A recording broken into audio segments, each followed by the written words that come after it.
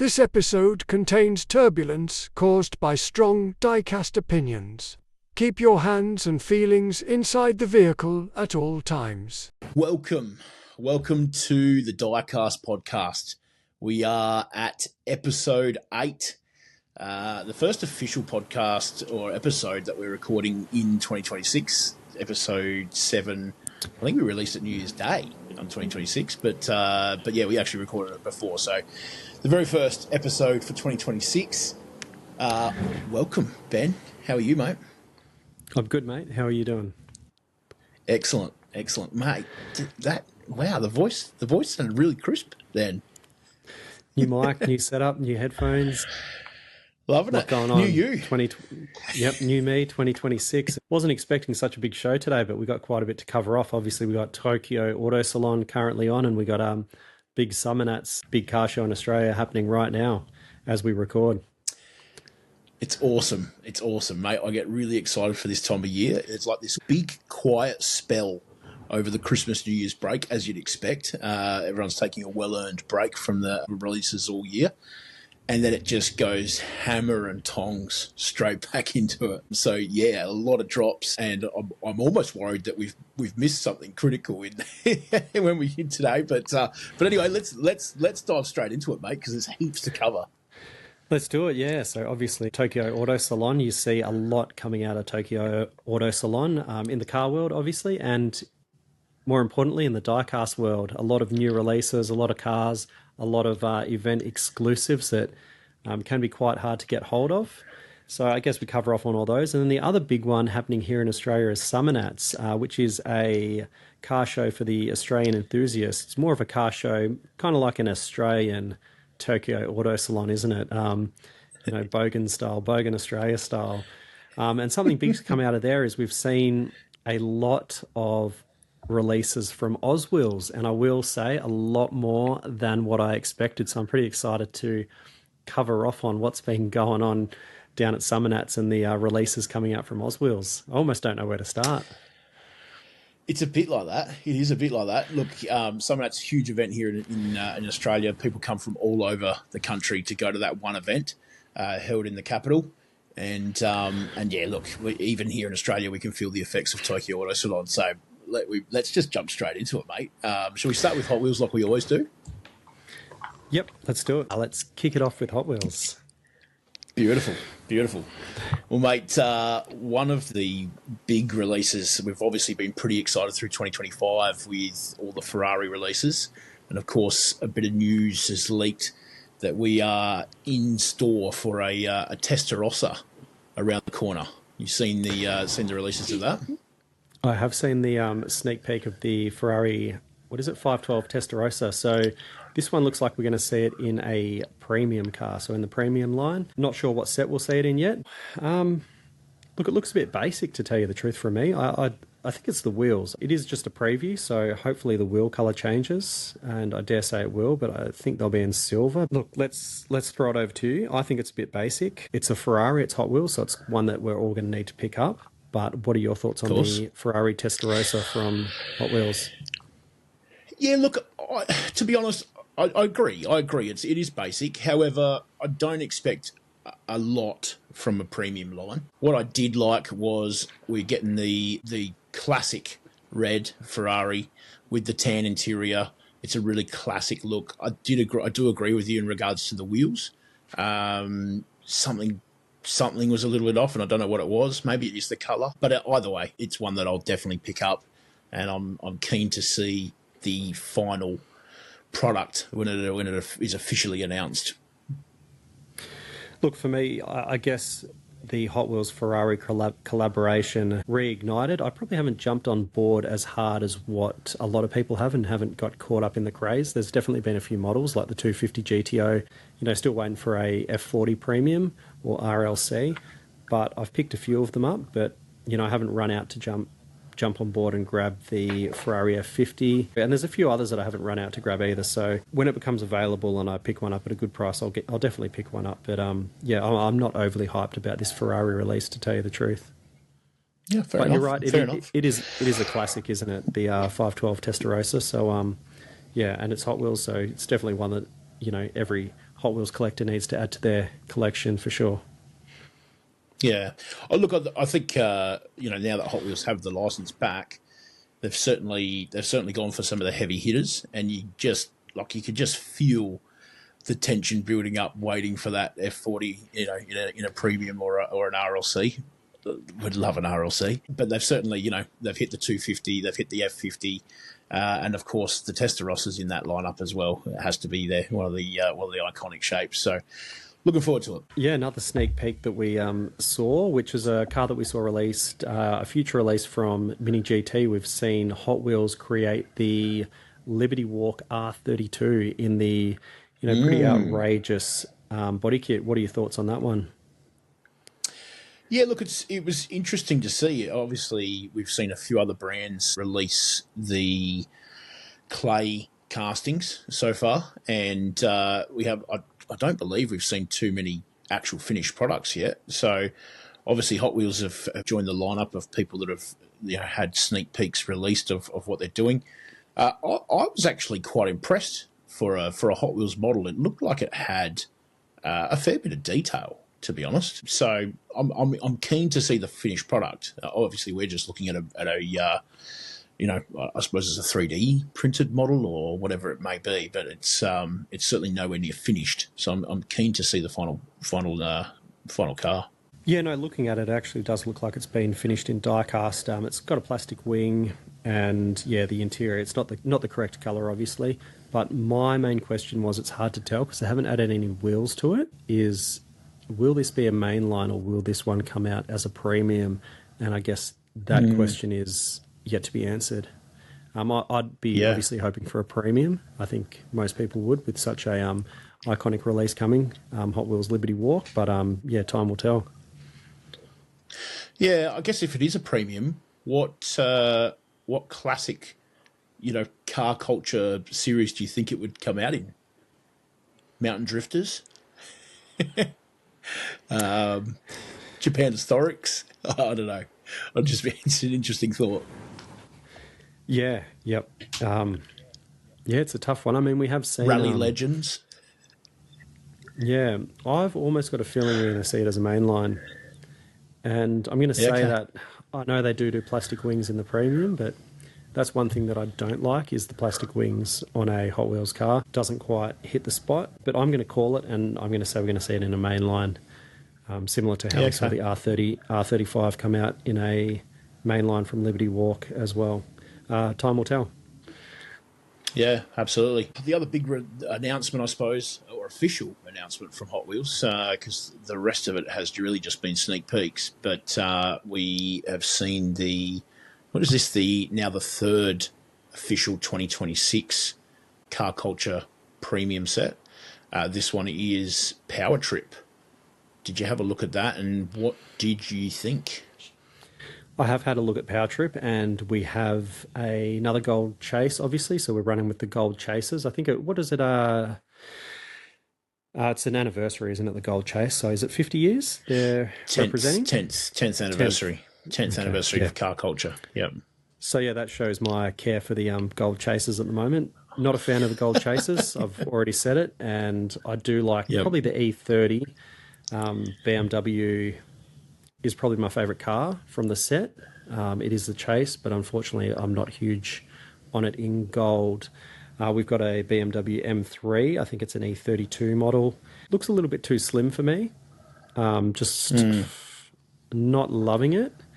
I am a big fan of the F-150 Lightning. Obviously, ever since Fast and the Furious, we got that one as a red originally, Fast and the Furious, and I do like a black car. So for me, the F-150 Lightning is the pick of the set. That's the one I'll be looking to pick up. And to tell you the truth, probably the only one I'll be looking to pick up from that set. We've also got a Jeep Grand Cherokee Trackhawk. We've got for the Americans, I'm sure they'll love this one, the Fox Body Mustang SVO. I'm sure that'll be quite popular over in the US.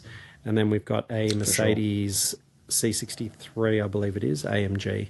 I'm not huge on that one. We've seen it, I believe, a few times already. Yeah. Look, I'm very similar thoughts to yourself. I had a look at this set, and to be honest, the only one that I'm keen on is the chase. I do like the E30 M3, and I don't mind the gold chase idea. The only thing I don't like about the gold chases is I don't like that they've printed the 10-year anniversary thing on the side. Yeah, have you seen that? Yeah, They've got the gold logo, and I just don't really like that. I don't mind the gold thing, but I just don't like the logo. I don't like the gold thing, and the logo makes it even worse for me. The chase is still sort of after. People are going to be going nuts for it regardless. But, for sure. It's probably a better thing that we don't like it, to tell you the truth, and we don't have to worry about it. We're not disappointed when we don't get one. But look, it's a set that I feel like I've got most of these castings that have been previously released. So they're all castings that have been previously done. There's no new castings here, as far as I'm aware. So I wasn't super hyped about this release. I'm still on the fence as to whether I'll actually pick up the set. I half crossed my mind that I'll just take my chances with the local supermarket and see how I go. But yeah, I don't know. We'll see. We'll see. I just wasn't super pumped with it.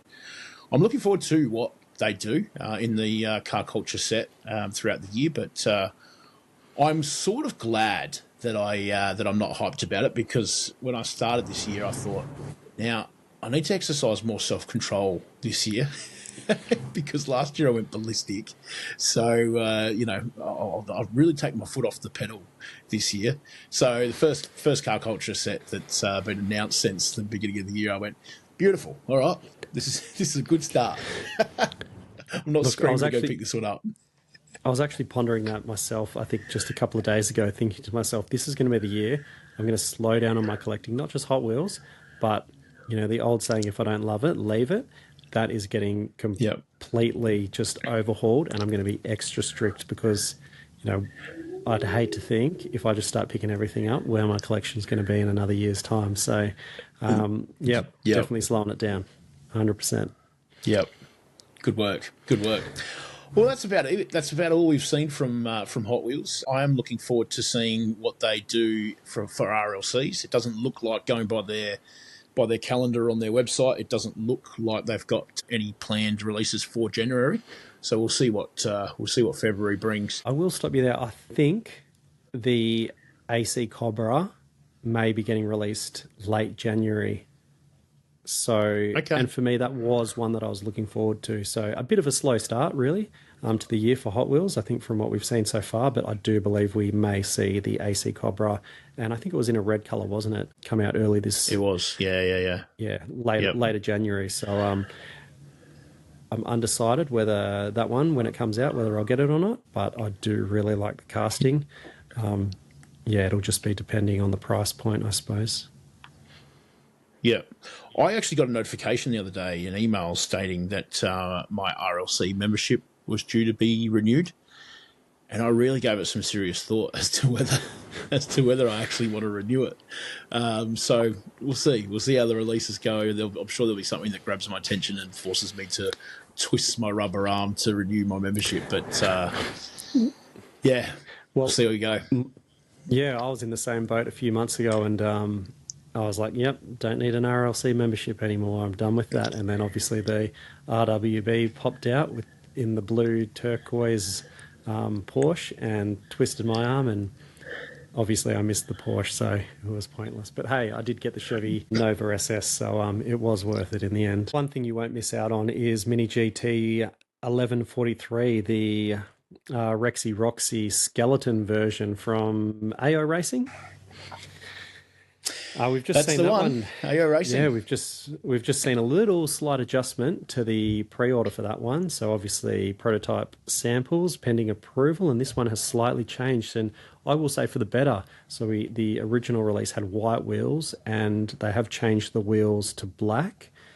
And to tell you the truth, I've gone from not ordering this one to wanting it now, just with a simple wheel change. I think it's a massive difference, and it looks 10 times better. I agree. It does look 10 times better. I was not disappointed. Sometimes I do get disappointed when they change the prototype, and I think, that looked quite good before. Now it doesn't look as good. But this one, stoked with. So very happy to see that change. Yeah, something else we've seen is we've seen the January pre-orders from Mini GT, another set of 6 as per usual. You want to run through them? Yeah, we had the Liberty Walk Super Silhouette 180SX, which was a real one-of-one car that was released recently from Liberty Walk. We hadn't seen a 180SX from Liberty Walk prior to that. Interestingly, we've seen a lot of event cars for Tokyo Auto Salon, and usually those event cars are exclusive to the event, but for whatever reason, this one doesn't seem to be. This is a Tokyo Auto Salon 2026 car, and it's been released in the regular monthly lineup for pre-order. So not something I'm disappointed by, because it's certainly a model that I wanted to go and grab. So yeah, that's in the lineup. We have 2 vans. So this is a collaboration with, and I'm going to say Cool. I presume that's how it's pronounced, Kuhl. But we've got the Toyota Alphard and the Toyota Velfire. So both, I guess you want to say, luxury vans in the Japanese market. Both with kits, which I presume are by this Cool brand. Look, I quite like these. I think they're quite cool. So anyway, those have been released this month. We had another Liberty Walk Super Silhouette S15 Silvia. This is the S15 drift car that is sponsored by Mini GT.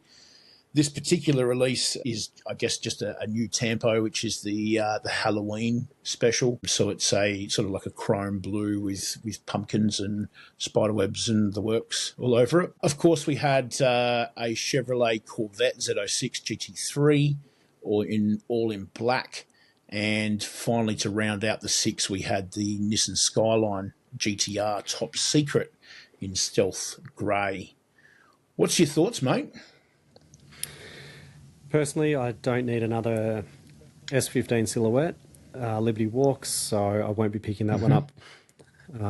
Chrome's getting a little bit overdone at the moment. I'm staying a little bit further away from the Chrome at the moment. The R32, I don't think I'll pick the Top Secret R32 up. I could have my arm twisted into getting one of those luxury Toyota vans, to tell you the truth, probably in black. Obviously going over to Japan and China, see a lot of those sort of luxury vans cruising around, been in the back of a few. They are quite comfortable. The other one that you actually caught me off guard, and you very rarely catch me off guard, I'm usually one step ahead of you, and that is the 180SX. I actually didn't realise that was a 180SX. Yes. I did not realise that was a 180SX. Yes, it is. So obviously that's the first casting release we've seen. I don't love it in the green. Yep. I might get it anyway, just because I do love a 180SX. It's one of my favourite JDM cars, but I'll definitely pick up a few of those when we get a few other colour releases. And another one that I really like the look of, I actually don't mind the Corvette, and I think it's the GT3R riding on the wing. I don't know what it is, it just pops. So that's one I'll look a little bit closer at. I'm undecided because it is a Corvette, not something I usually go for, but I will have a closer look at that one and have a think about it for sure. Nice. Well, where I landed on this release was, there goes all my plans to save any money this year, because I pre-ordered all 6. Oh, wow. Just Mini GT just coming in and destroying 2026 right from the outset, just ripping my wallet to shreds. So, well done. Kudos. I thought the whole 6 were fire. Yep. Look, I'm going to go the opposite of you.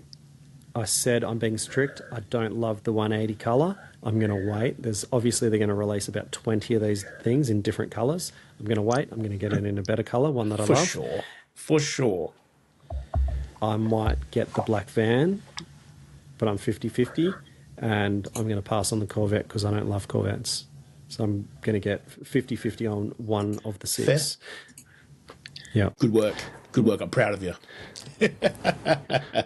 Still on the Mini GT train, we had another Vale side. Obviously, we've seen it's the Z, isn't it? Yeah, Nissan Z. We've seen this a few times. This one is in almost like a burnt orange chrome colour. So yeah, I know we've sort of commented a few times that we're not huge fans of the Vale side kits.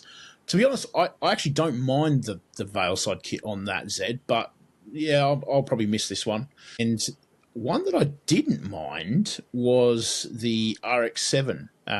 They've brought that out with in like a, I don't know if you'd call it a gunmetal grey, but offset with almost like a rose gold or copper coloured wheel, and it comes with a little trophy as well, which was thought was interesting. They also had, of course, and we've discussed it before on the podcast, the 3 set, the Mini GT Liberty Walk 3 set, all 3 chrome Liberty Walk cars in a box set.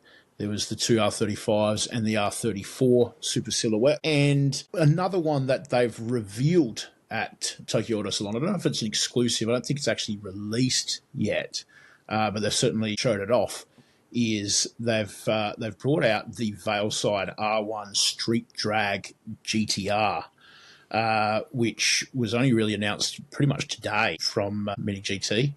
And I added that into our show notes just because I have been pretty public on this podcast about not being a big Valeside fan, but I do like the Valeside R1 Street Drag GTR. So this is obviously a replica of the real car, and they had quite what I thought was quite a creative setup, where they had the car sort of set up with the parachute coming out the back and, with smoke coming out the back and that sort of thing. So when that one does get released, I'll certainly be partaking in that one for the collection. But yeah, what were your thoughts, mate? Anything that grabbed your eye from as far as Tokyo Auto Salon releases?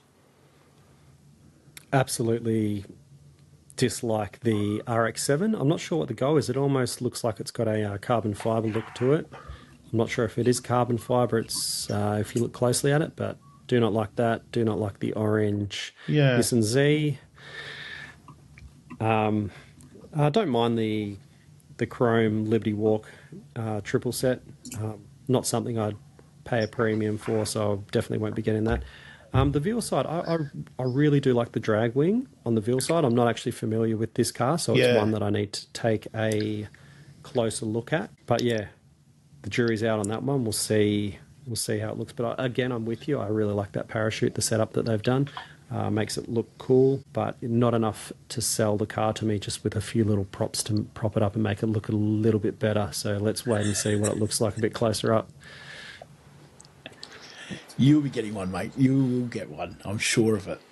This thing looks fire. With that Tokyo Auto Salon box set, I know. I was thinking it was a couple episodes ago. It might have been the last one where I said I was really keen to get it.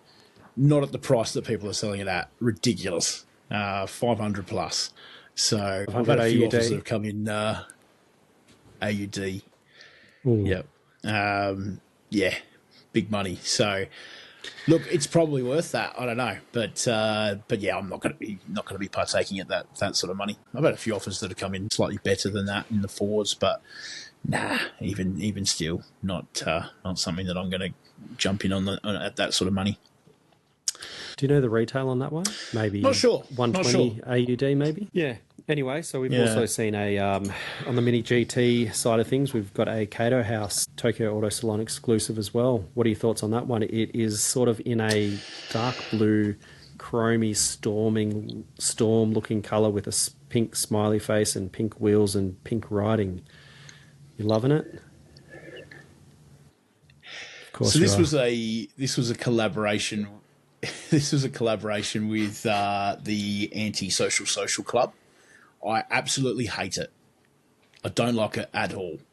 As you know, a massive Kaito fan, but this one I will pass on every single day. Don't like it. Design's terrible. Not interested in it whatsoever. So yeah, sorry to surprise you there, but yeah, this thing to me looks terrible. Not a fan.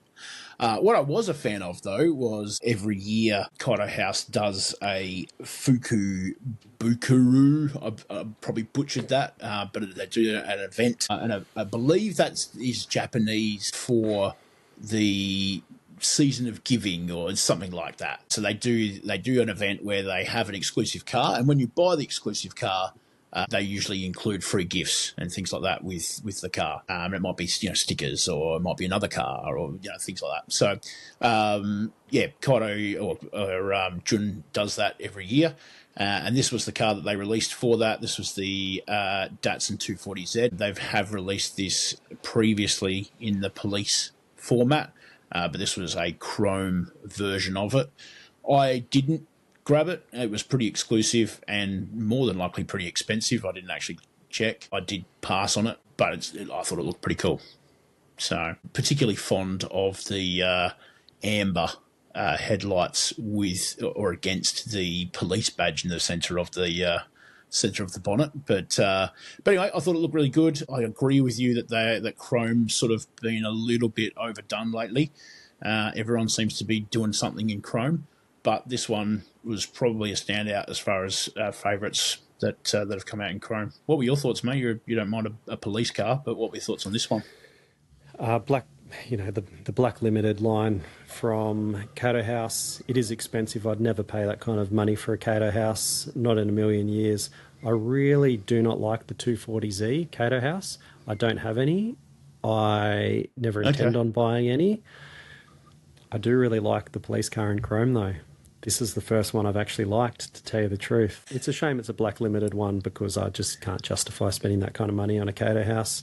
First 240Z I've actually really liked. I like the same thing. The headlights just pop, and the layout, the police, black under the silver. It all looks really good. It's a nice looking car, to tell you the truth. I'd love to have one, but yeah, just can't justify that. Fair. We're both in the same boat on that one, mate. I went through a very small period, or a very small window of time where I was attempting to grab Black Limiteds and limited editions on top of the regular releases, and it just got too much, man. Like, it's big money. So kudos to those guys that do collect them all. But yeah. What are we talking retail for? The last Black Limited I bought was about $350, somewhere around that sort of mark. And they'd probably resell for about double the US dollar too, yeah.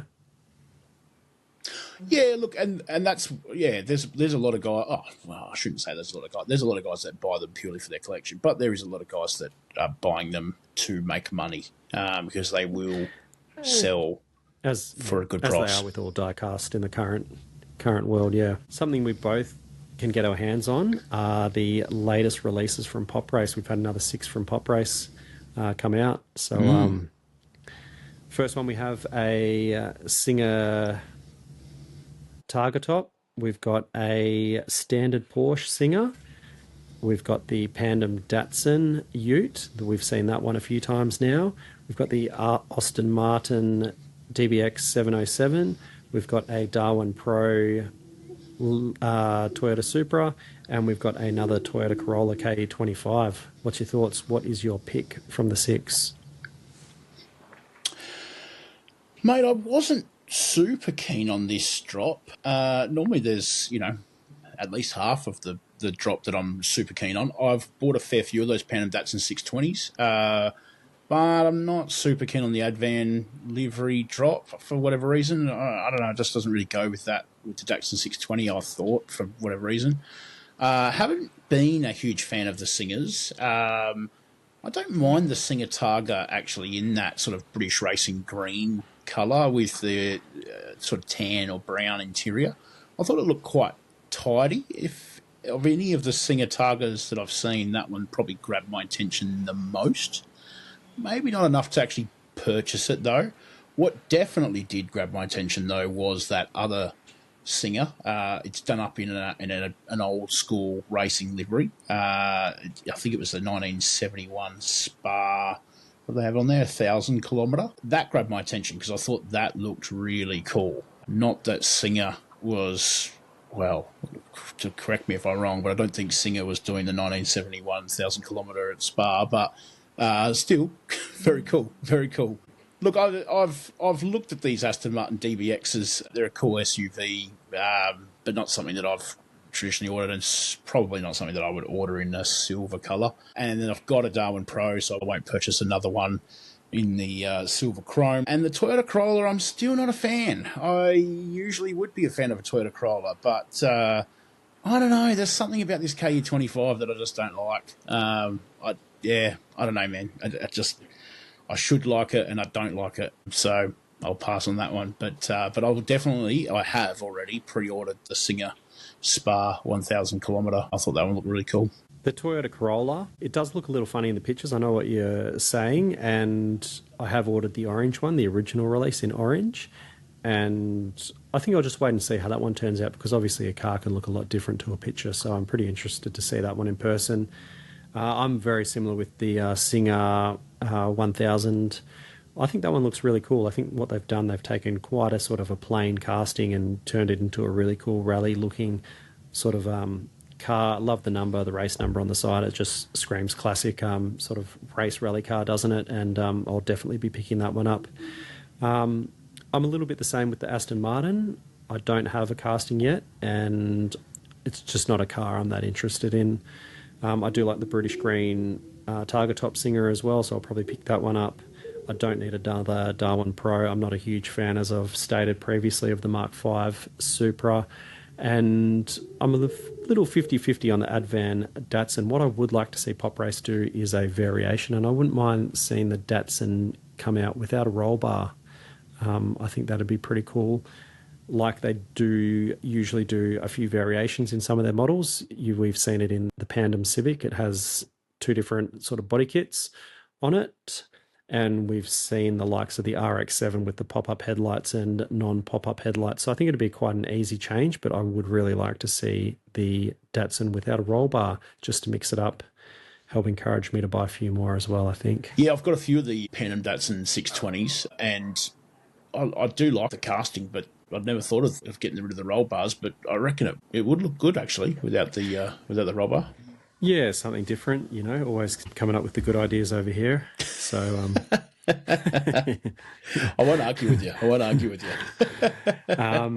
So moving on with Pop Race, Tokyo Auto Salon currently on 3 releases, all from the Mazda line, from the rear Amamiya. So we've got the Mazda RX-7, the FC, and the FD. We've got the RX-8 as well, and they're all in a sort of light baby blue colour. If you remember back 2 years, we actually saw the RX-7 at Tokyo Auto Salon from Pop Race in a very similar blue. It may even be exactly the same blue. Okay. The FD, that is. It looks like this time it's just got the carbon fibre bonnet. But for me, I've already got that one. Don't need another one. One thing to note with these cars is that they all have chase variants as well. So if you're lucky enough, obviously Pop Race is a bit of a blind box. So if you're lucky enough to open it up, you might find yourself with a chase, which is in a dark chrome blue colour. What's your thoughts on these Pop Race Taz models? Yeah, look, I'm not a huge fan of any of those Mazda models. I did like I've got a couple of the RX-7s, the FD, and I prefer it with the popped up lights. But yeah, I don't know, the blue didn't really appeal to me. Neither did the chase car, to be honest. But having said that as well, I find that a lot of the time with these sort of event cars, they typically give you one shot of the, there's like a poster for the car and there's just a single shot of the car. Oftentimes after the event, you see, people posting it on social media and you get a few more shots of angles of the car and things like that. And oftentimes that's when I go, I should have got one of those. Actually looks all right. So maybe this will be like that. But anyway, I wasn't super hyped about these releases. Yeah, look, I've called it before. Still waiting for the FC. When they create the FC with pop-up lights, that's when they'll start enticing me. I have got one already. I probably will get a few more, but yeah, this colour doesn't do it for me. The RX-8. I've never been a massive RX-8 fan, to tell you the truth. The casting is quite good on this RX-8, I will admit, but just don't love the RX-8, so I'll probably pass on that one as well. Yeah. Yeah, fair enough. Yeah, but some big news, big announcement from Pop Race out at Tokyo Auto Salon. Although whether it is an announcement, I haven't seen an official announcement yet, but we have seen the logo, Pop Race's logo, slammed all over some of the Liberty Walk cars. And there are a lot of whispers, and pretty much is confirmed, unofficially confirmed, that Pop Race will be collaborating with Liberty Walk. So watch your space. We've seen the likes of Mini GT, now Tarmac Works, We've seen some Inus in the past. Motor Helix as well, also working with Liberty Walk, GCD, and now Pop Race. What's your thoughts on the Pop Race Liberty Walk collaboration? Pretty exciting news. I think so. Yeah, you're right. It's unofficial, but there's certainly been plenty of hints from Pop Race. But yeah, look, it's an exciting announcement purely from the fact that, I like my Mini GT Liberty Walk models, but I suspect that what this would mean is that we'd get some Pop Race Liberty Walk models, perhaps with opening parts, which is something that we don't see from Mini GT.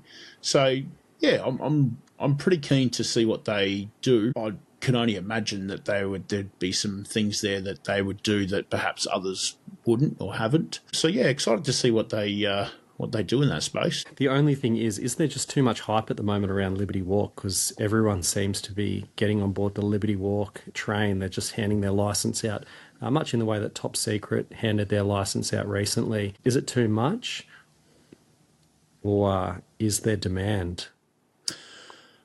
It's a good call. I'm a big Liberty Walk fan. A large part of my collection is Liberty Walk. I have to agree with you. As much as I like it, it does, the more brands that take it on, it does lose its, I don't know, exclusivity, I suppose. And it just becomes something that is, I guess, not as special because everyone's doing it. So that's why I do hope that if Pop Race jump in with Liberty Walk, that they perhaps take another angle that others haven't, such as, like I said before, the opening parts, or perhaps doing models that we haven't seen from others. It'd be interesting to see. I hope that they don't just do more of the same. We've already seen Tarmac doing a fair few models, or announcing a fair few models that we have already seen from Mini GT. And really the only thing that you're sort of thinking about or keen for is just to see, well, how will it compare when they drop? Because it's, got the same model, just from different manufacturers. How will they compare? But yeah, there'd certainly be a lot of people who have already purchased the Mini GT one that would go, the Tarmac one didn't stack up to, didn't pique my interest enough to go and grab that again. So yeah, hopefully Pop Race take a bit of a different angle in order to actually sell units, because it's could be a bit of a flood. One thing Pop Race do well, it is the modified scene. So they've done a lot of Pandem, the body kit sort of cars, and they do nail those. So I think with all the brands doing Liberty Walk, we're at a point that you need to do it well if you're going to do it. So I'm excited to see what Pop Race do. And 100% they will be doing moving parts. There's not a chance they're not going to do moving parts on these Liberty Walks. They need to. Did you see the Liberty Walk R35 convertible at the Tokyo Auto Salon on show? I did, yes. Yeah, that's an interesting one. Will we see an R35 convertible? Personally, I don't love convertibles, and an R35, I'm not sure how I feel about Liberty Walk cutting the roof off an R35. It would be an interesting model. I'm not sure if I love it or not, but time will tell. What will Pop Race do? Exciting times, and I'm excited to see what will come of it. It'd be very interesting. I didn't see, and I don't know if you did, whether that R35 has a soft top or a hard top roof, or does it just have no roof? I couldn't tell you. Yeah. Yeah. Okay. I have to go back and have a look at that. When it comes to convertibles, I don't mind if it's a hard top, but I'm not a huge fan of soft tops, like the rag top. Yeah. So obviously Mazda Miata MX-5, I can handle a Miata MX-5 with a hard top, but I do not like the convertibles. Yeah, I'm 100% with you on that one. Yeah, same as the S2K. Yeah, spot on, exactly the same. Yep. But anyway, I'm sure we'll find out in the coming days, weeks, years, what Pop Race does alongside Liberty Walk there. It'd be very interesting. Definitely. Mate, anything else that Pop Race brought out from Tokyo Auto Salon? I think that's about it from Tokyo Auto Salon. Something that did catch my eye recently, and is we have got a car from Inu 64, and it is an Australian exclusive. I don't know if you've heard of this car, but it's a replica of a 1-to-1 car, and it is labelled as the Jun 2, the Dream Crusher, the R32 GTR. Is it a car that you've known before prior to this model coming out? Yes. Fairly famous drag car here in Australia, and pretty cool to see it replicated. They've actually done quite a good job. If you look at one pictures of the real thing, this 164 model has really got a lot of details that were unique to that drag car. Pretty cool collaboration there with 64. Yeah, definitely. Inu 64 collaboration with, I believe it's Regal Diecast here in Australia, and also Diecast Culture here in Australia. A bit of a three-way collaboration between the brands. Super cool car. It is in a sort of a black colour. I do love my black cars. I noticed the original release, the prototype had sort of black rims with sort of bronze sort of dish on it, but I have noticed that that's been changed to a full black rim, and it does look a lot better with the full black rim. Another one, much the same with the R34 Australian exclusive, the purple one we saw, there was a black chase in that. I have noticed that there is a chase model. I don't know if you've seen it. I have, yep. But I'm really digging the chase model, this Australian exclusive. The chase model is in very similar to the Pop Race dark chrome colour. It's in sort of a dark grey chrome colour, and I know we've harped on about chrome. I'm almost going to have to say it's a bit of a love-hate relationship with chrome at the moment. If it's done well, it's really good, but there is a lot of chrome out there at the moment. But this one looks insane in that sort of dark grey chrome, and I'd love to get my hands on that chase for sure. Yeah. I absolutely agree with you.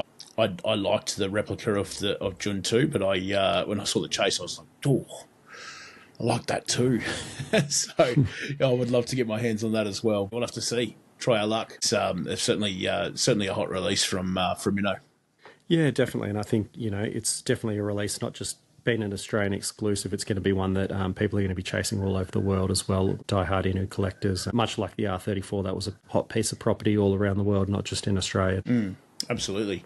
Speaking of, did you see the box set that they released at the Tokyo Auto Salon? Are we talking about the gold top secret? That's the one. Set? That's the one. I did see that one. Yeah, I think this one's going to fetch a high price. Not sure what it was retailing at. A top secret for me, I don't mind a little bit of top secret, but there's just personally too much gold. I know that's what top secret is, it's gold, but I've never been a massive top secret fan, to tell you the truth, and not something I'm that interested in. Yeah, no, fair enough. I quite liked this set purely for the reason that obviously you've got the main models, I suppose, the main top secret models, the 32, the 33, the 34, and the Supra, I think it was. Or was it the 35? Can't remember now. No, you're right. 32, 3, 4, and the Supra, yeah. Yeah. But what I liked about this particular set was that the cars were all clean. As in, they weren't sticking up, which I thought was a little bit unique. A lot of the top secret cars that we've seen of late, and look, the one-of-one top secret cars, a lot of them were sticking up pretty heavy.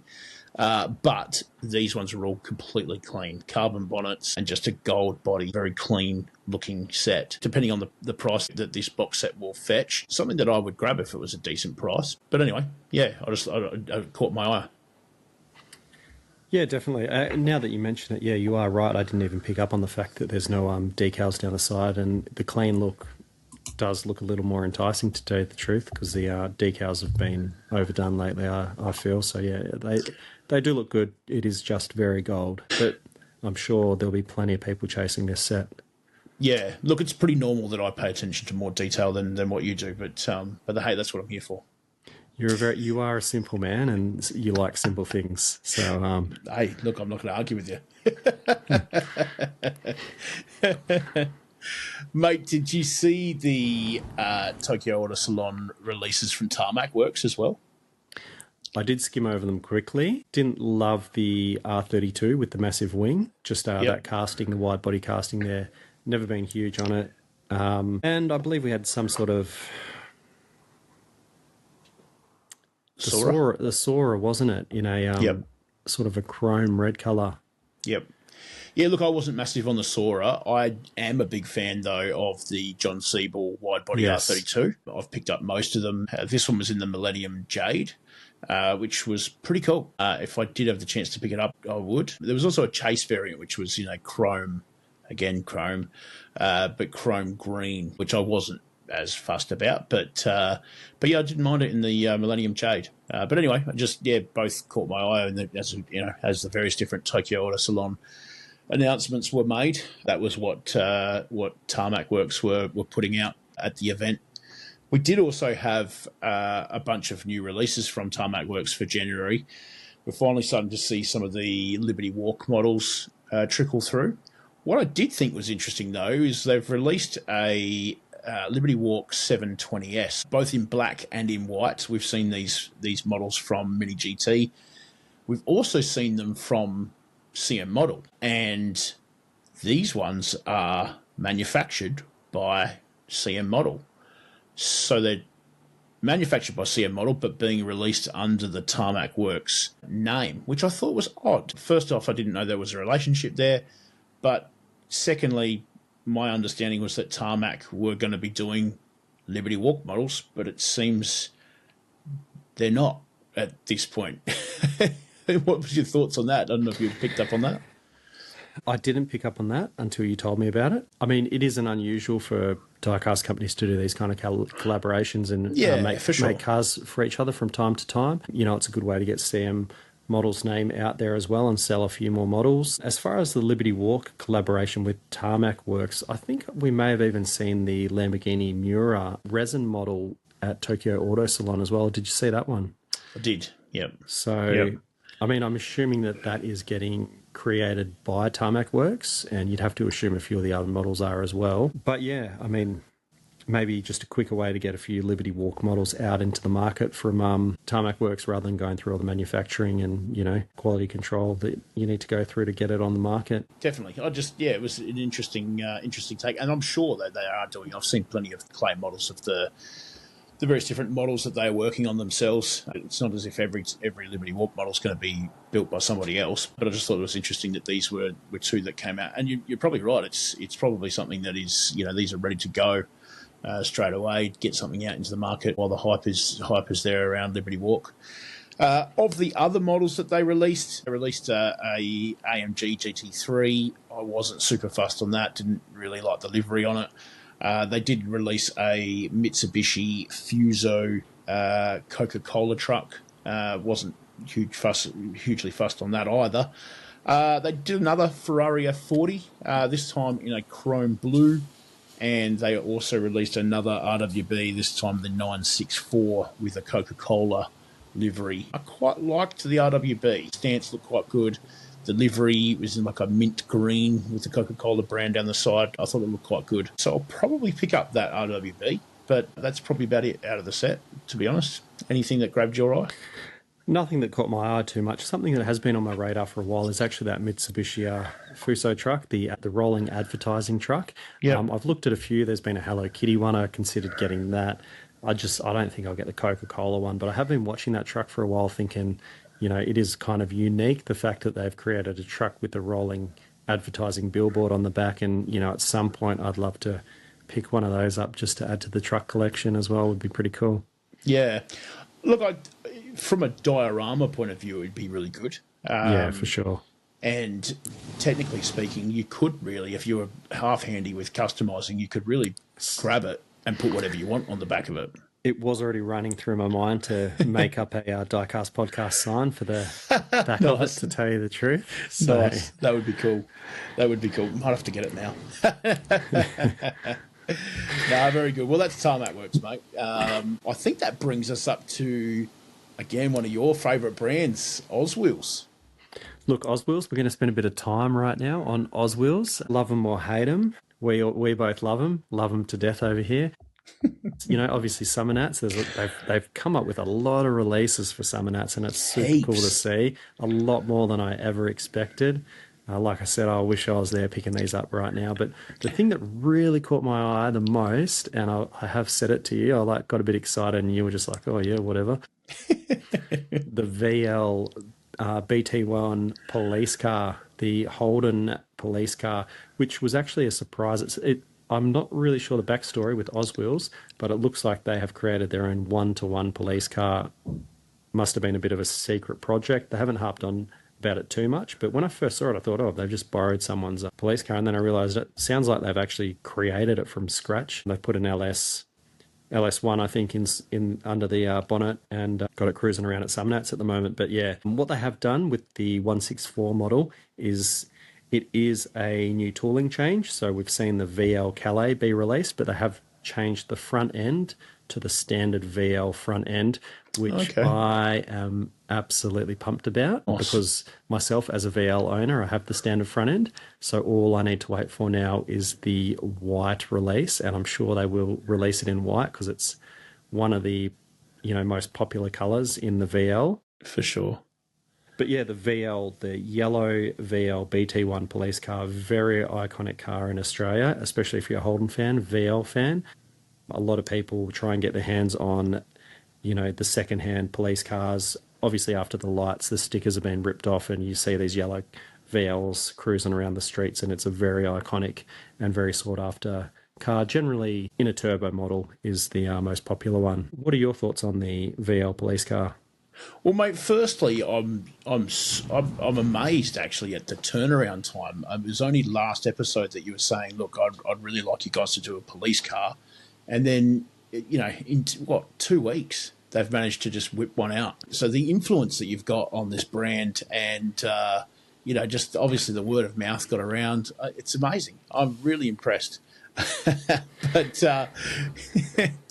pretty cool. Definitely pretty cool. I definitely understand the folklore around the VL police car, and it's pretty cool to see that they've brought it out in that bright yellow. One thing I have seen a lot of people posting on the socials is obviously they do chases. Oswheels do chases, and they're quite sought after. They go for quite a high ticket sort of value price. You've got the raw chases, sort of the next tier, and then you've got your super chasers, which are the top tier, and the super chasers can go from anywhere from say $400 to $1,000, and the raws usually go for raws, obviously just being steel, not painted, obviously go for anywhere from $100 to $200 generally, sometimes more when they first come out, when there's a bit of hype. But one thing I've been seeing is everyone is posting, oh yeah, look at my raw chase that I picked up, and it just goes to show, like, the yellow VL, it's such an iconic VL. Why would you even want it in a raw colour? Like, I just do not get it. Like, the hype around it is just so crazy, and it's almost to the point that I don't think people want it for the colour. They just want it because it's rare. But for me, why would you want any other colour than the police car to be in yellow? Because that's what makes it iconic. Yeah, 100%. My only presumption there is that these people are not just after a rare chase that they can resell when they get home. It's because they want to take it home and paint it white, I presume. Maybe, yeah. They did do them in white police cars as well, so it would be pretty cool to see them in white, yeah. Absolutely. Absolutely. Yeah, the chase hype for me, it just around Oswheels. If you think Hot Wheels is crazy when it comes to your chasers, the Oswheels chase hype is absolutely insane, and well and truly trumps the Hot Wheels chase scene in Australia here. It's absolutely nuts, some of the prices that people are paying for these super chasers. No, you're absolutely right. Yeah, it's blown my mind a few times hearing some of the numbers get thrown around Oswheels chases. But yeah, what else have we seen from Oswheels, mate? Look, actually, last episode, for those that were listening, we did talk about the showstoppers. We did. And we had seen the VL Walkinshaw get released, and I did mention that this was, obviously we have seen it released before. This is the first time we're seeing it as an FSD with an interior, so pretty exciting times. And we knew there were going to be 5 other cars, and we started having a bit of a stab in the dark last episode, which was quite fun, I know, for us just to watch what was coming out and see how close our guesses were. And to tell you the truth, I think we did quite well with our guesses. We weren't spot on. We really did. Yeah. I think the first guess was, I said we'd see a Holden panel van, and I think that was literally the next one that was released, which is a HJ Sandman. It's got like a surfing livery, sort of, back in the 70s style, in a blue color. It is pretty cool, and it's one that I definitely want to get my hands on. What else did we have a guess at? Do you remember? I think you definitely guessed one of them. Yeah, we were definitely saying that. Look, we saw the VL, we guessed a panel van, and so we were saying, well, there'll have to be some Fords, and so I think we said, I think I said XY, and then I think you said XB, which both of those models are in the 6. So yeah, impressive. We were holding our breath on the XB because that was the last one, I think, to be released. Yeah, I mean, I called XB because same thing. I know we have seen it released with the black windows, but we haven't seen it as an FSD. So I thought, surely there'll be one of those. One that did catch me out was, I think I did mention the XD, but I think I said to myself, no, surely we won't see another XD because we've seen a few of those get released recently. But sure enough, we did see the XD Falcon in red, the ESP model. I think it's a little bit more of a high performance and sought after car, but a very plain looking car there. Back to the XB GT Falcon. That one's in orange with some black highlights, and that one actually looks really good, and I'm super keen to get my hands on that one. Yeah, it does. 100%. To be honest, actually the last one to round it out was the A9X Tirana in white with a black bonnet. But you know me, you know that I'm not... I'm not probably as hype about Oswills as what you are. I do appreciate the FSD range, though.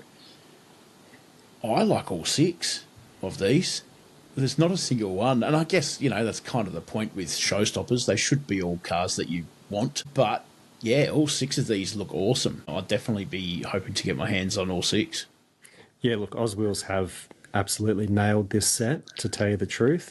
Better than Series 2 FSD that's just been released. I mean, there were some incredible cars in Series 2 and some must-haves. But yeah, for me, this Showstoppers set, which, as you'd expect by the name, is a bit of a showstopper, really, isn't it? It is. Yeah, it is. They've nailed it. They've absolutely nailed it. So, no, it was good to see it. And I did enjoy that little prediction, and then just, watching them get announced and going... I was messaging you going, oi, you got it right. When the panel van, I was like, oi, I can't believe this. I thought you had insider knowledge. I was like, this guy. No, absolutely not. But Oswald's didn't stop there. There's a few other bits and pieces that they've brought out as well. They caught me out by surprise. We saw the VL that caught me out by surprise big time, and then we saw 2 more sets as well. We saw a Valentine's Day set come out and an Australia-themed set. So we'll start with the Valentine set. I think you did mention it. You were sort of talking like, who is doing the marketing for this? Because personally, the Valentine's Day set, I know Hot Wheels has released the occasional Valentine's Day car, but I did not expect it from Oswheels. And we've got 2 cars aimed at the female audience and then 2 cars aimed at the male audience. So obviously the female ones, they're in pink, and then we've got sort of the blue-themed cards, even though, we've got the panel van that is actually gold, so it's not blue. Yeah, we've also got an EH Holden in pink, and that is a new casting, so that was a bit of a surprise there, seeing an EH Holden pop up amongst the mix as well. The other one, we've got another XB Falcon. That's white with a pink bonnet, very Valentine's Day. I do really like the white Falcon. I'm just a little bit disappointed in the pink bonnet. But yeah, what are your thoughts on that set there? We kind of briefly discussed it because I didn't know about these until you mentioned it to me. When you did show me, it's not my thing at all, to be quite frank. I don't even mind the idea of doing a Valentine's Day thing, but I just think the card art and everything else on these look terrible. You better read us the card art. One of the cards says, "You rev me right up," and the other one says, "I really like you." So I don't know. Obviously cheesy, it's supposed to be, that's Valentine's Day, but I just thought, I don't know, who's buying these? Who's buying these? Obviously Oswald's fans, but anyway. There's got to be a market for it. So it's just not me, obviously.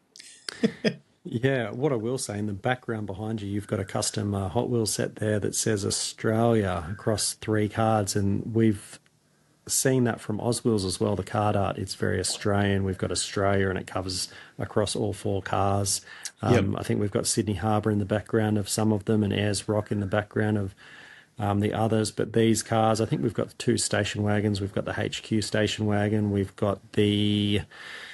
It must be an XY station wagon. We've got a 1-tonner ute in red, and I believe the other one was a BA Falcon in green. And these are all very Australian themed. We're looking at Australia flags on the roof. Yeah, little much for me. Very, Summernats-y and Australia Day mixed into one, isn't it? And it is. Yeah. Yes. I don't know that we needed to do it, to be honest, because the cars themselves are Australian icons.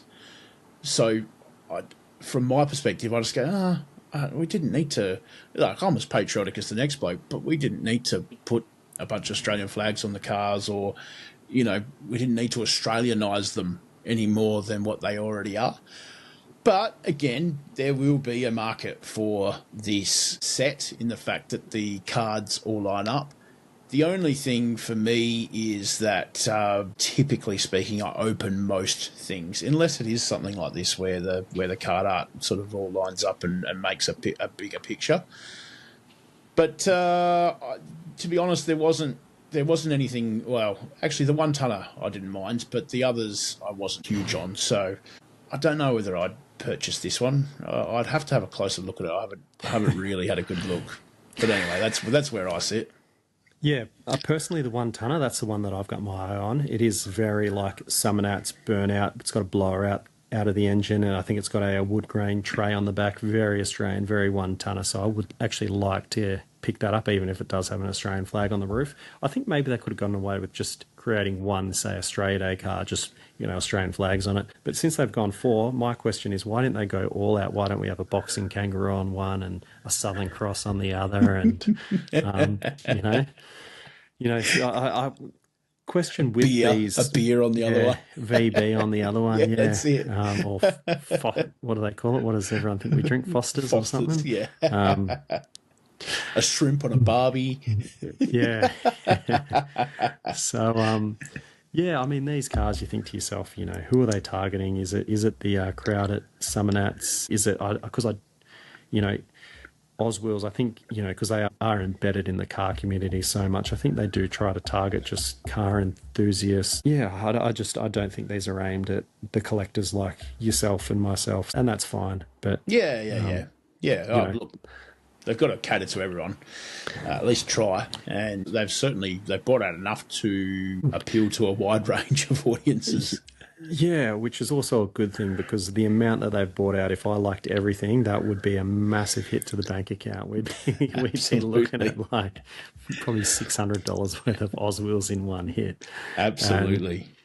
Yeah. No. Do you know what would be cool, though? I will give them this. The Australia set, if you had a friend overseas that wasn't familiar with the Australian cars and you want to send them a nice gift for a birthday or something like that, if you picked up that set and sent that overseas to another diecast collector, I could see the appeal in that. But anyway, yeah.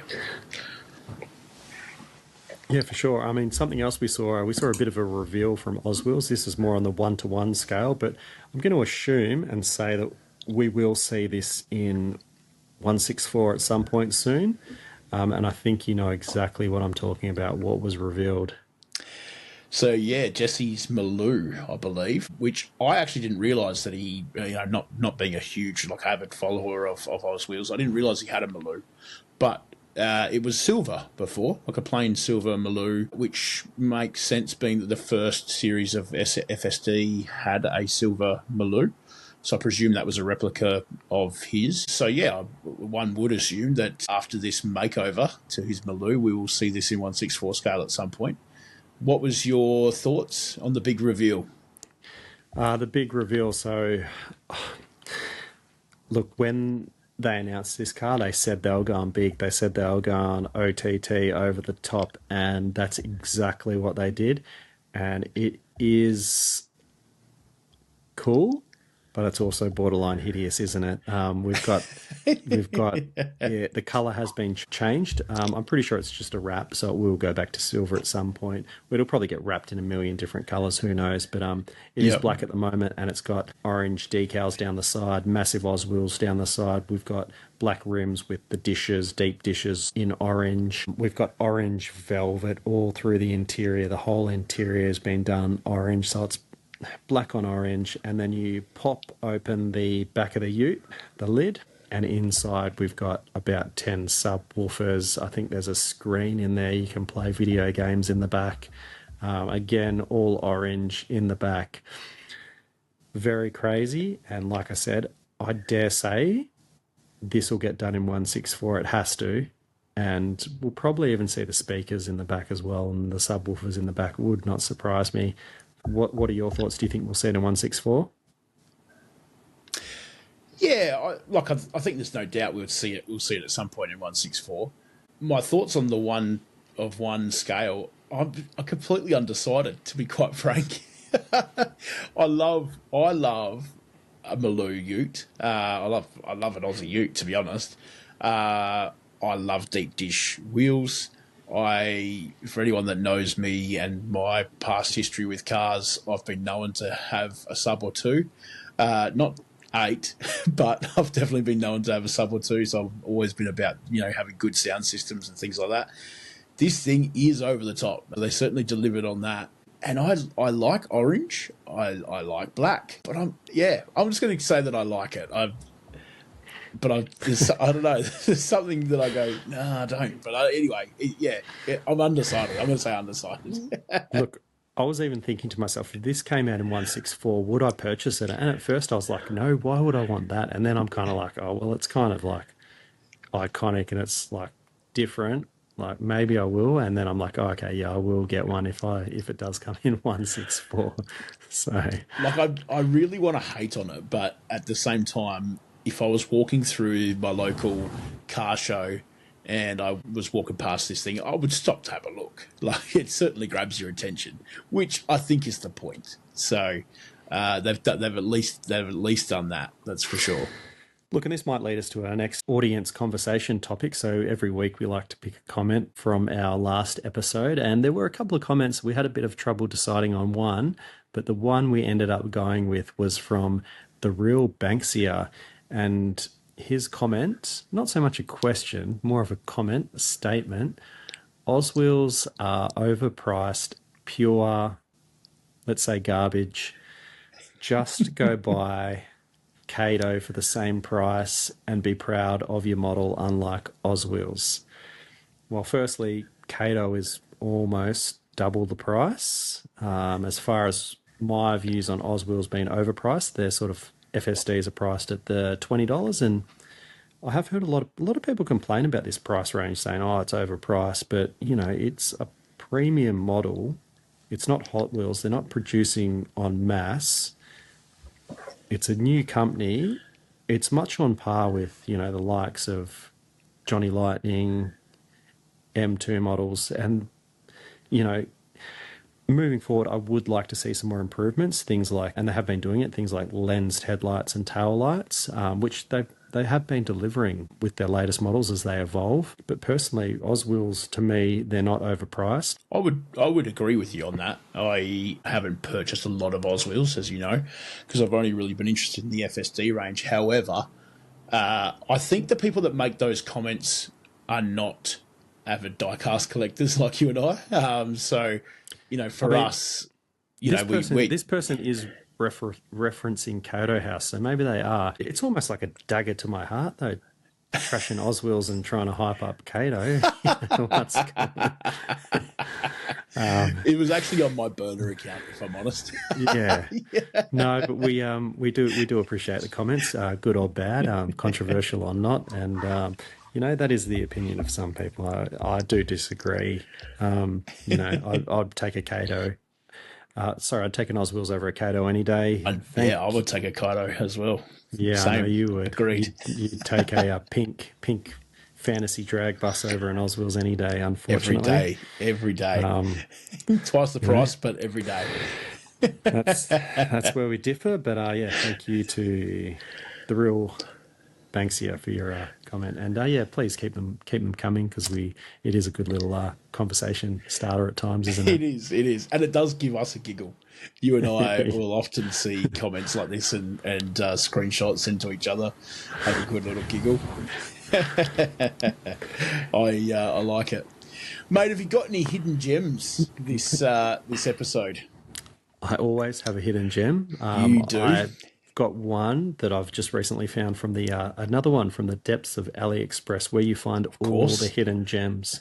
Of course. Get on AliExpress. Obviously, watch the show, and then you're pretty much getting a tip off every time you watch the show. The hidden gems, where to look on AliExpress. And this is by Funny Model. Ever heard of Funny Model? I hadn't either. I know you haven't, for sure. No, never. This is a Ford Shelby F-150, and it was done in a few different colours. My preference was in the black colour, and it looks really good, in my opinion. And it also comes with a whole heap of luggage. It looks like some jerry cans, some eskies, so you can put the rear tray down and you can take the lid off and you can fill the back full of the luggage and accessories.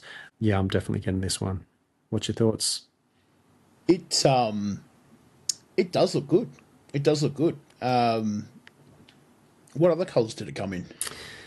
I think it was just the usuals: red, blue, white. Yeah, that sort of stuff. Yeah. I mean, it looks really good, like fully murdered out, and it looks like it's got is that like a cover that goes over the back of the tray? Yeah, very very similar to the Oswheels Maloo. The tray just lifts off the back, and it looks like the tailgate flips down as well. So yeah, pretty cool. Does it have it might just be the angle, but does it have like a body kit on it? Look, it is the Shelby, so you'd have to assume it's got a Shelby body kit on it, doesn't it? Yes. So, of course.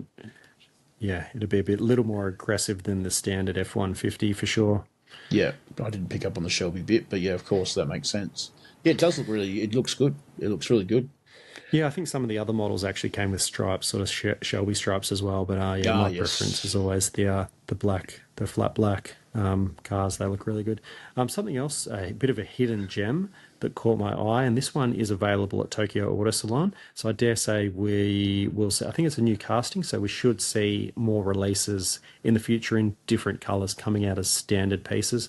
But this is the R35 GTR, and it is in a gold colour, but something different about this one, and it is from the brand BM Creations, BMC. They do make some pretty cool stuff, and it looks like they're almost lifting their game a little bit just to make their diecast a little more, higher end. But this one, the reason it caught my eye is because the whole body comes off the chassis, and the chassis looks like it rolls along by itself with the rear diff, all the exhaust, the chassis, the engine. It's all one piece, and it's not sort of like a flat base as your usual diecast piece is. It's literally a chassis base. So I thought that was quite unique, and I thought something that I'll need to pick up at some point, hopefully in the future, if we see some standard releases, just because it's something quite different, isn't it?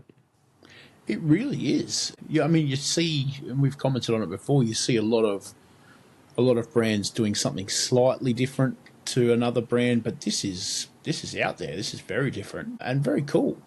Very cool. It's literally, you can see the whole under of a car, exhaust, brakes, the lot. It's really cool.